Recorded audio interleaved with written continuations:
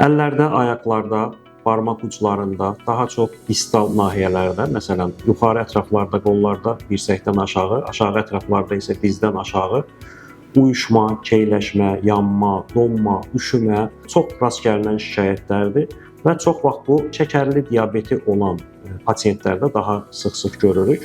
Səbəblər müxtəlifdir və bu səbəblərdən biri və ən yayğın görüləni diabetdir. Diabetə bağlı olaraq sinirlərin, incə sinirlərin zədələnməsinin səbəbindən olur.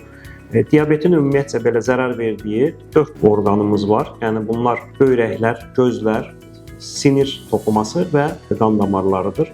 Bundan qorunmağın ən ideal yolu şəkəri kontrolda saxlamaqdır. Diabetik pəhrizi gözləmək lazımdır. Eyni zamanda şəkəri nəzarətdə saxlamaq üçün dərman preparatları, lazım olarsa tabletlər, lazım olarsa inyeksiya formaları davamlı istifadə olunmalıdır. Bu şikayətlər davam edərsə, həyat keyfiyyətinin aşağı düşməsinə, yuxunun pozulmasına və bəzən isə şikayətlərin qalıcı olmasına səbəb olur. Əgər artıq bu şikayətlər başlayıbsa, mütləq nevroloqa müraciət edib müalicə başlamaq lazımdır.